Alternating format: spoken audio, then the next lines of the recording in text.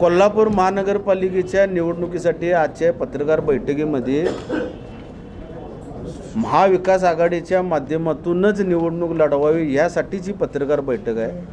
पण ज्या पद्धतीनं भाजप हा पक्ष महाराष्ट्र राज्यामध्ये सुस्थितीत नसताना शिवसेनेचं हात धरून शिवसेनेचं बोट धरून महाराष्ट्र राज्यामध्ये प्रस्थापित झाला, तशाच पद्धतीनं कोल्हापूर शहरामध्ये कोल्हापूर जिल्ह्यामध्ये आम्ही सर्व शिवसैनिक आजी माजी पदाधिकाऱ्यांच्या माध्यमातून लोकसभा असेल, विधानसभा असेल किंवा कोणत्याही निवडणुका असतील, सन्मान्य उद्धवजींच्या आदेशानुसार आम्ही अतिशय चांगल्या पद्धतीनं कोल्हापूर शहरात राजेश लाटकर, जयश्रीताई जाधव व छत्रपती शाहू महाराज यांच्यासाठी राबलो।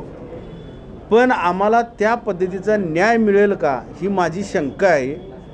कोल्हापूर महानगरपालिकेच्या हद्दीमधील कोणकोणत्या पदाधिकाऱ्यांना महाविकास आघाडीतील नेत्यांनी बजेट दिलं का? निधी कुणी दिला? तर कुणीच दिला नाही। असा मग दुजाभाव का? फक्त राजकारणासाठी आणि वापरून घेण्यासाठी शिवसेनेचा उपयोग तुम्ही किंवा मातोश्रीचा उपयोग तुम्ही करून घेता का? हा यामागचा मूळ उद्देश होता। पण सद्य परिस्थितीमध्ये शिवसेनेकडे अतिशय चांगल्या पद्धतीचे उमेदवार आहेत।